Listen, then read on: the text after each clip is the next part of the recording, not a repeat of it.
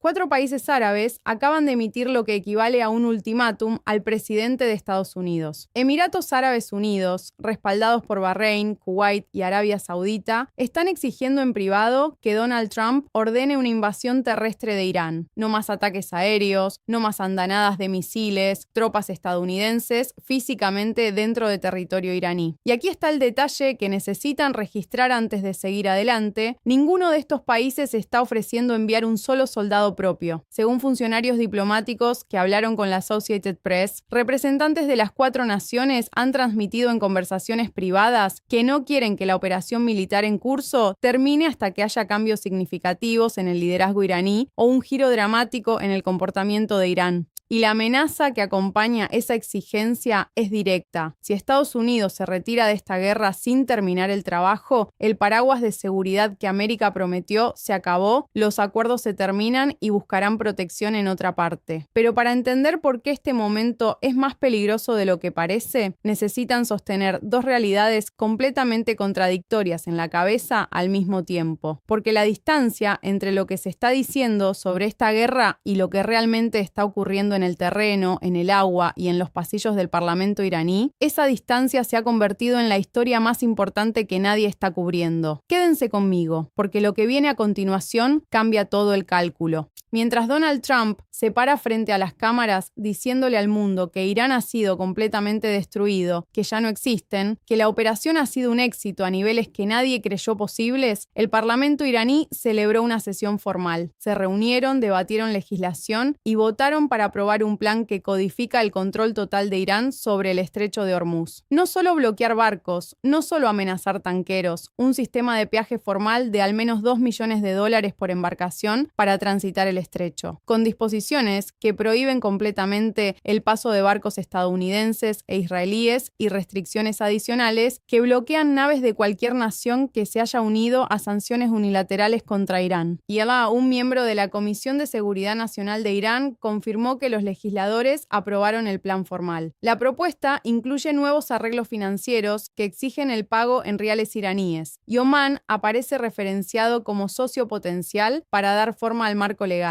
Recuérdenlo, Irán ya no existe. Esas fueron las palabras exactas del presidente. El país que según Trump ha sido obliterado acaba de celebrar una votación parlamentaria para escribir nuevas leyes que gobiernan el comercio marítimo internacional. Su legislatura está funcionando. Su sistema legal está funcionando. Están construyendo infraestructura institucional para el control a largo plazo del punto de estrangulamiento petrolero más importante del planeta, mientras el presidente de Estados Unidos dice que han sido borrados del mapa. Esa brecha entre las palabras y la realidad es exactamente donde necesitan poner su atención para el resto de esta historia. Ahora necesitamos hablar de lo que realmente está ocurriendo en el lado estadounidense de esta ecuación, porque la acumulación militar en curso en el Golfo Pérsico es algo que no se ha visto en décadas. En la noche del 29 de marzo, cientos de Navy SEALs y Army Rangers aterrizaron en Medio Oriente. No tienen una misión asignada. Nadie les ha dicho qué hacer. Simplemente están ahí. El USS Trípoli llegó el 27 de marzo transportando a la 31ª Unidad Expedicionaria de Marines, la única unidad expedicionaria permanentemente desplegada del Cuerpo de Marines, estacionada en Okinawa, Japón. Esa unidad acababa de terminar el ejercicio Iron Fist 26, y un entrenamiento conjunto con fuerzas japonesas. Semanas después, navegaba hacia el oeste a través del mar de China Meridional, del Pacífico al Golfo Pérsico en días. El 20 de marzo, 3 semanas antes de lo programado, el USS Boxer Amphibious Relay Group partió de San Diego transportando a la 11ª Unidad Expedicionaria de Marines. Juntas, esas 2 unidades representan aproximadamente 4.000 efectivos, incluyendo alrededor de 2.500 marines. El 24 de marzo, el Pentágono ordenó a aproximadamente 2.000 paracaidistas de la 82ª División Aerotransportada en Fort Bragg desplegarse a Medio Oriente. No personal de apoyo, no logística. La fuerza de respuesta inmediata de la 82ª, un elemento del tamaño de brigada diseñado para movilizarse a cualquier punto del planeta en 18 horas. El contingente comprende 2 batallones de aproximadamente aproximadamente 800 soldados, cada uno junto con el comandante de la división y su estado mayor. Súmenlo, 2 unidades expedicionarias de marines, aproximadamente 6.500 marines y marineros entre ambas, 2.000 paracaidistas de la 82ª Aerotransportada, varios cientos de operadores de fuerzas especiales que aparecieron sin misión asignada. El número total de tropas estadounidenses en Medio Oriente ha superado los 50.000, 10.000 más de lo habitual y sigue subiendo. Y eso es antes de contar los grupos de ataque de portaaviones, las flotillas de destructores y la fuerza submarina que ya opera en el área. Según el rastreador de activos del Atlantic Council, aproximadamente el 24% de toda la flota de destructores, clase Arleigh Burke, está actualmente comprometida en esta operación. Casi una cuarta parte de la flota de combate de superficie más importante de América en un solo teatro. Pero aquí está la parte que la mayoría está pasando por alto. Esta fuerza, la que se está ensamblando ahora mismo, les dice algo muy específico sobre qué tipo de operación se está planificando, y lo que dice no es lo que podrían pensar. El analista militar Michael Stewart examinó la composición y concluyó que es consistente con operaciones discretas de tiempo limitado, no una campaña terrestre sostenida. Si ambas unidades expedicionarias de marines y la 82ª Aerotransportada son fuerzas modulares de respuesta rápida diseñadas para incursiones, toma de terreno clave, misiones de corta duración, Navy SEALs y Army Rangers, tropas cuya razón de existir es entrar a un lugar específico, hacer algo específico y salir. Lo que está notablemente ausente son las unidades blindadas pesadas, la profundidad logística, las estructuras de mando que se necesitarían para una guerra terrestre prolongada. La invasión de Irak en 2003, un país de aproximadamente una cuarta parte del tamaño de Irán, requirió alrededor de 250.000 soldados. Incluso los 50.000 actuales no serían suficientes para una guerra terrestre mayor. Déjenme traducir lo que esto significa. La fuerza se parece a un bisturí, no a un martillo. En la revista Time reportó que el secretario de Estado Marco Rubio dijo en una sesión informativa al Congreso que Estados Unidos podría necesitar asegurar físicamente material nuclear dentro de Irán. Sus palabras exactas fueron que alguien va a tener que ir a buscarlo. Trump mismo le dijo al Financial Times que quiere tomar el petróleo en Irán y mencionó específicamente la isla de Karg, la pequeña masa de tierra que maneja aproximadamente el 90% de las exportaciones de crudo de Irán y genera 78.000 millones de dólares al año en ingresos energéticos. Funcionarios estadounidenses dijeron al New York Times que las fuerzas de operaciones especiales podrían usarse para limpiar el estrecho de Hormuz, tomar la isla de Karg o atacar el uranio enriquecido de Irán en la instalación nuclear de Isfahán. 3 posibles misiones y las 3 son exactamente el tipo de cosa para la que envía SEALs y Rangers. Entonces, los aliados árabes que exigen una invasión terrestre no van a obtenerla. Lo que podrían obtener es algo mucho más dirigido y potencialmente mucho más peligroso. Una serie de incursiones de precisión en uno de los países más fuertemente defendidos de Medio Oriente, por una fuerza que está construida para golpear fuerte y salir rápido, pero que absolutamente no está construida para quedarse. Y aquí necesito contarles lo que le pasó al último grupo de soldados estadounidenses que fueron trasladados a una posición avanzada en esta guerra, porque esto importa. El 1 de marzo, un dron de ataque iraní Shahed golpeó un centro de operaciones tácticas en el puerto de Shuaiba, en Kuwait.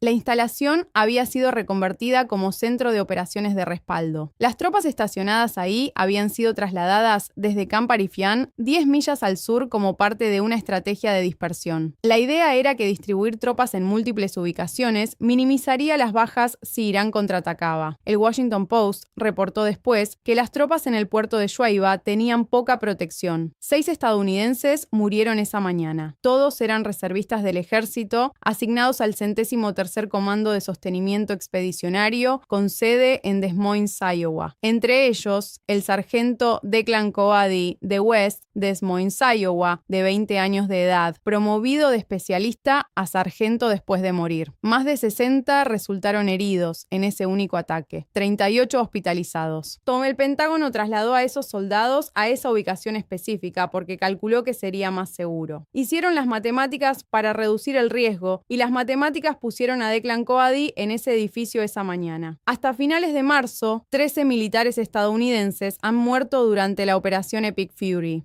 290 han resultado heridos, 255 han regresado al servicio, 10 permanecen gravemente heridos. Funcionarios militares advirtieron que esperan sufrir bajas adicionales. Y mientras esas pérdidas se acumulan, mientras esas familias sufren, déjenme mostrarles lo que los arquitectos y promotores de esta guerra han estado haciendo con su tiempo. El senador Lindsey Graham, el defensor más vocal en el Congreso de la guerra de Trump contra Irán, el hombre que le dijo al Wall Street Journal que se reunió con el primer ministro israelí Benjamin Netanyahu en varias ocasiones este año para intercambiar tácticas sobre cómo hacer que Trump apretara el gatillo para ir a la guerra, fue fotografiado por TMZ en Walt Disney World durante el fin de semana. Estaba en Magic Kingdom, montó Space Mountain, desayunó en Chef Mickey's y caminaba sosteniendo una varita de burbujas temática de la Sirenita, una varita de $40. Cuando las fotos salieron, publicó una imagen de sí mismo disparando a platos de arcilla en Edgefield County. Pero se pone peor. Mientras Graham estaba en Space Mountain,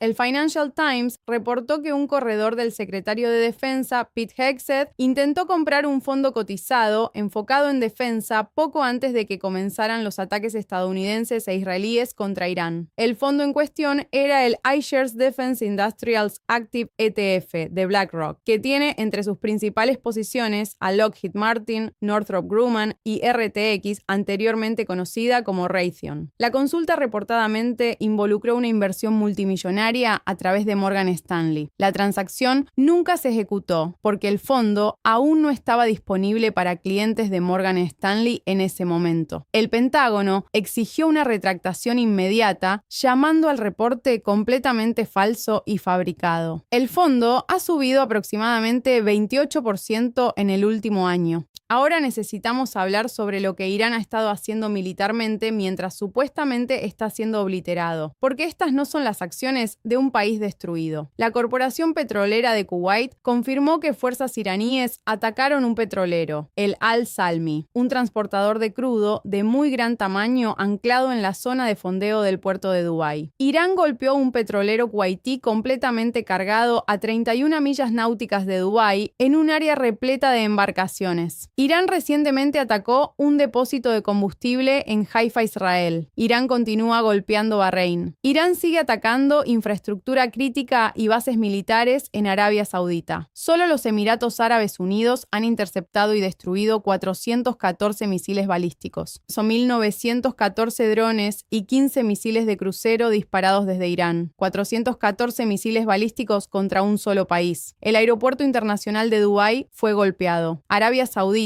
fue atacada con al menos 38 misiles y 435 drones. 11 personas han muerto en estos ataques contra estados del Golfo, 178 heridas. Déjenme hacer las matemáticas de lo que eso significa para los Emiratos. Un interceptor Patriot cuesta entre 3 y 4 millones de dólares por unidad. 414 misiles balísticos interceptados a un promedio de 3.5 millones cada uno equivale a 1.449 millones de dólares solo en interceptores contra misiles balísticos. Los drones Shahed le cuestan a Irán aproximadamente entre $20.000 y $50.000 cada uno. La asimetría de costos es devastadora. Irán está gastando centavos por cada dólar que los Emiratos gastan en defensa y los misiles siguen volando. Irán ya no existe. Recuérdenlo, esas fueron las palabras. Su parlamento está legislando. Su ejército está golpeando objetivos en 4 países. Sus diplomáticos están emitiendo exigencias. Sus drones están impactando petroleros en el puerto de Dubái. No están destruidos, están contraatacando. Y mientras contraatacan, la economía global se desploma. Los precios de la gasolina han cruzado oficialmente los $4 por galón a nivel nacional por primera vez desde la invasión rusa de Ucrania, con el promedio saltando de $2.98 el 26 de febrero a $4.02 el 31 de marzo. California está a $5.87. Los precios del petróleo estadounidense superaron los $105 por barril. El Brent está por encima de $114. En su pico alcanzó los $126 por barril, el más alto en años. El Brent ha subido aproximadamente 55% solo en marzo, un récord para el contrato desde su inicio en 1988. La Agencia Internacional de Energía no está usando la palabra interrupción. Están llamando a esto la mayor disrupción de suministro en la historia del mercado petrolero global. Si analistas de Wall Street Street están modelando escenarios donde el petróleo alcanza los $200 por barril. El sureste asiático ya está experimentando escasez significativa de productos petroleros. Esto no es una abstracción, esto es el precio de los alimentos, esto es el costo de calentar un hogar, esto es lo que las familias trabajadoras sienten en la gasolinera cada mañana. El economista de renombre mundial, Mohamed El-Erian, lo dijo directamente, advirtió sobre una reacción en cadena que va del shock energético al shock inflacionario a la destrucción de demanda, con Asia ya temiendo escasez física real, elevando el riesgo de inestabilidad financiera si el conflicto continúa. Ahora necesitamos hablar sobre los objetivos declarados de esta guerra porque ahí es donde las contradicciones se vuelven físicamente imposibles de reconciliar. Marco Rubio publicó un video en las cuentas oficiales del Departamento de Estado delineando 4 objetivos militares claros. 1. La destrucción de la Fuerza Aérea de Irán. 2. La destrucción de su armada. 3. La disminución severa de su capacidad de lanzamiento de misiles. 4. La destrucción de sus fábricas. La disminución severa de su capacidad de misiles, no la destrucción, la disminución. Entonces, todavía pueden tener los misiles. Y no hay nada en esa lista sobre cambio de régimen, nada sobre el estrecho de Hormuz, nada sobre el programa de enriquecimiento nuclear de Irán, nada sobre uranio. La portavoz de la Casa Blanca, Caroline Leavitt, confirmó que reabrir el estrecho de Hormuz no es un objetivo central para ganar la guerra contra Irán. Traducción: la justificación original de esta guerra, prevenir que Irán obtuviera un arma nuclear en 2 a 4 semanas, ya no aparece en la lista oficial de objetivos. Los postes de la portería no solo se movieron, fueron recogidos y llevados a un estadio diferente. Y mientras esos son los objetivos declarados, el Wall Street Journal reportó que Trump les ha dicho a sus asesores que está dispuesto a terminar la guerra sin reabrir el estrecho de Hormuz, la vía marítima estratégica más importante del mercado petrolero global, por donde transita aproximadamente el 20% del suministro mundial de petróleo, y el presidente está dispuesto a retirarse y dejarla bajo control iraní. Ya funcionarios de la administración evaluaron que forzar la reapertura del paso significaría extender la misión militar más allá del cronograma de 4 a 6 semanas establecido por Trump. El plan ahora, según el Journal, es presionar a Irán diplomáticamente para restaurar el flujo libre de comercio. Y si eso falla, presionar a los aliados en Europa y el Golfo para que lideren la reapertura del estrecho. El supuesto, antes del 28 de febrero, era una operación quirúrgica que neutralizaría la amenaza nuclear iraní y establecería seguridad en la región. La realidad, un mes después, los objetivos nucleares han sido silenciosamente eliminados de la lista oficial. El estrecho de Hormuz permanece cerrado. En el Parlamento de Irán está aprobando leyes para controlarlo permanentemente y el nuevo plan es pedirle a Europa y a los estados del Golfo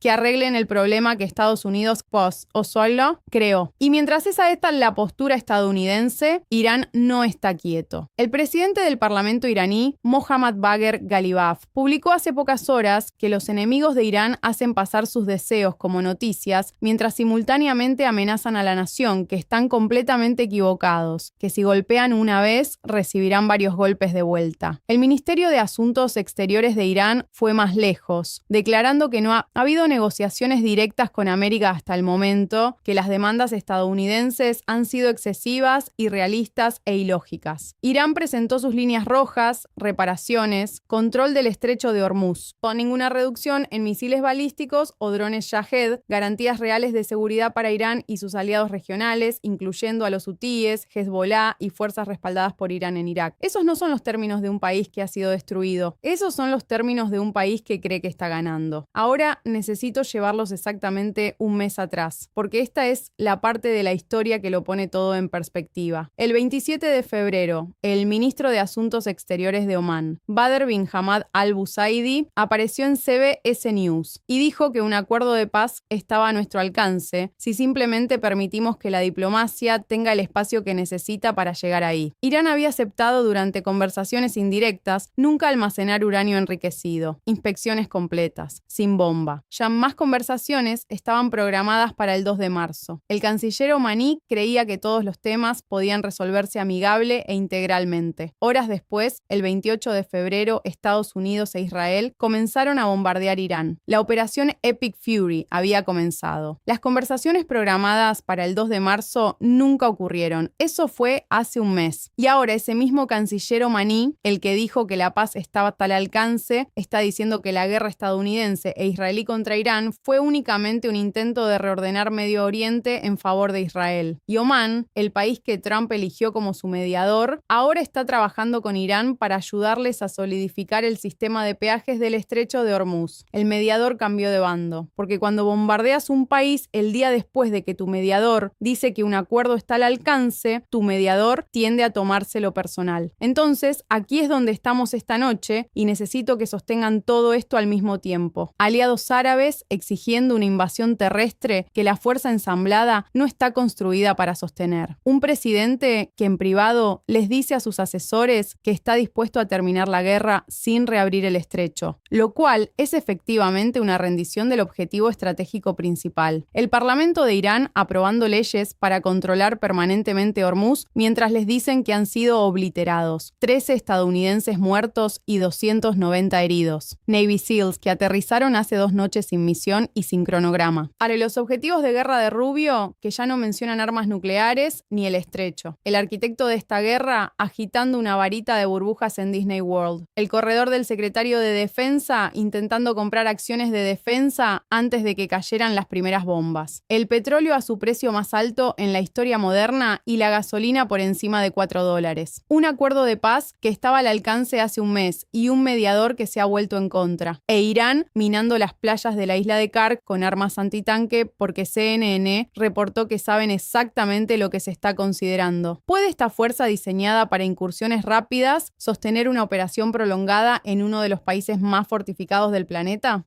¿Pueden los aliados árabes seguir exigiendo una invasión terrestre sin ofrecer un solo soldado y esperar que la relación sobreviva? ¿Puede Trump declarar victoria y retirarse dejando el estrecho de Hormuz bajo control iraní sin que los mercados energéticos globales colapsen? ¿Existe un camino de salida que no pase por una de esas catástrofes? Esto es lo que necesitan observar en los próximos días. El USS Boxer y la 11ª Unidad Expedicionaria de Marines aún están en tránsito. Se espera que lleguen alrededor de mediados de abril. Cuando arriben, Estados Unidos tendrá 2 unidades expedicionarias de marines completas, más la fuerza de despliegue rápido de la 82ª Aerotransportada, más cualquier grupo de ataque de portaaviones adicional que sea asignado. Eso le da al presidente algo que no tiene hoy, y en opciones genuinas para una operación con componente terrestre, ya sea tomar la isla de Kark para cortar los ingresos petroleros de Irán, ya sea una incursión para asegurar material nuclear en Isfahán o una operación anfibia para limpiar el estrecho de la capacidad antibuque iraní basada en costa. La ventana para todo eso se abre cuando el Boxer llegue. Las próximas 2 a 3 semanas son el punto bisagra, y cada una de esas opciones conlleva un riesgo que la composición de la fuerza no está diseñada para absorber por mucho tiempo. Irán ha tenido un mes para prepararse, las minas ya están colocadas, los misiles antiaéreos portátiles ya están posicionados, el USS Gerald R. Sionford, que ya estaba en la región transportando 4.500 efectivos, tuvo que retirarse después de un incendio a bordo el 12 de marzo y ahora está en Europa siendo reparado. El USS Nimitz, originalmente programado para ser dado de baja en mayo de 2026, ha tenido su vida de servicio extendida hasta marzo de 2027, específicamente para mantener el poder de fuego naval disponible. Están manteniendo en servicio un buque que se suponía iba a ser desguazado porque necesitan cada casco que puedan poner en el agua. Eso no es la acción de un ejército que está desacelerando. Eso es un ejército que se está preparando. La próxima pieza cae cuando el Boxer cruce el estrecho de Hormuz en las próximas semanas. Lo que ocurra en esa ventana va a determinar si esta guerra se contiene en una serie de incursiones quirúrgicas o se expande hacia algo que ninguna de las fuerzas actualmente desplegadas está equipada para sostener. Y los únicos que no tienen voz en cómo termina esto son los que ya están ahí, con sus armas al alcance, observando el horizonte, esperando descubrir cuál versión de esta historia resulta ser la real. Muchas gracias por ver. Realmente aprecio su apoyo. Déjenme saber en los comentarios, con todo lo que hemos desglosado hoy, cuál creen que es el movimiento más probable de Trump en las próximas semanas. ¿Retirarse declarando victoria o escalar hacia una operación terrestre limitada? Suscríbanse, si aún no lo han hecho. Dejen su like y hagan clic en el video en la pantalla para ver otro análisis.